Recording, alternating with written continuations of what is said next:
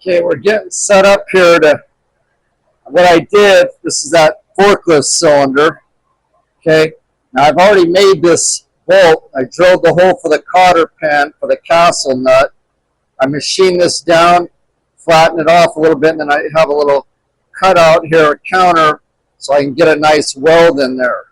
And it's going to go on here. I'm going to true the back of the cylinder up, and I'll show you how I put this in there to get it, and then I'll drag the welder over here and tack it on. But I cut that chunk off here on the bandsaw just to save time. Now I'm going to face it with a lathe.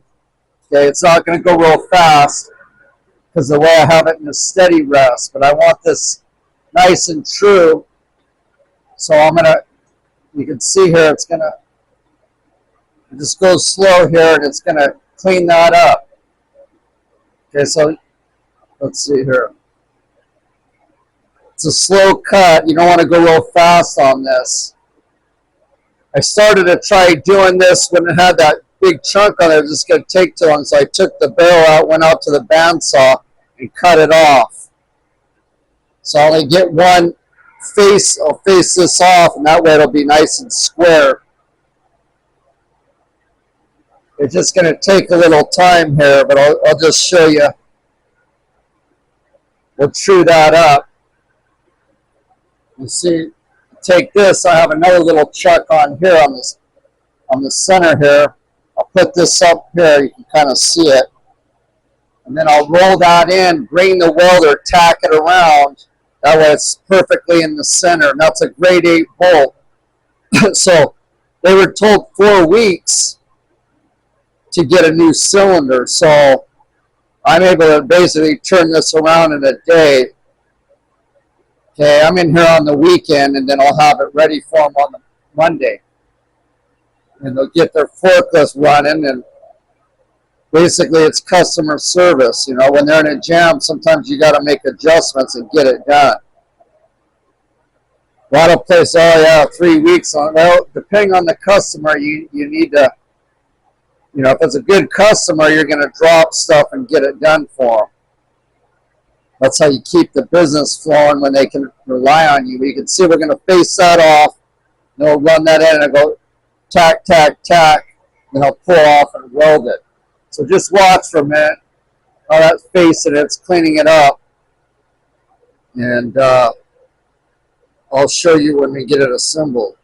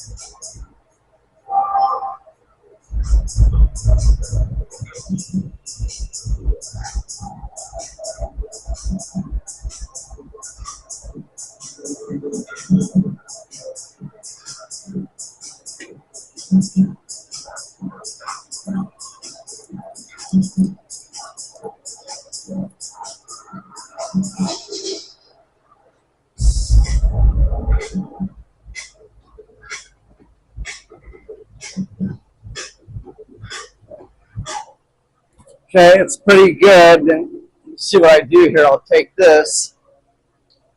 Now I'll right in the center. Okay, I'll bump that up in there. I'll come in here with the welder and tack that in about 4 spots. Then I'll take it over to the welding table and get a nice, probably a double pass. Okay, this is what the cylinder mounts on. We'll do a double pass in there with some 71 M outer shield. Use a turntable to get a nice double weld on there, and that should fix the problem right there. I've already resealed the rod and the piston, so I just have to assemble it and then test it, and they're back in business.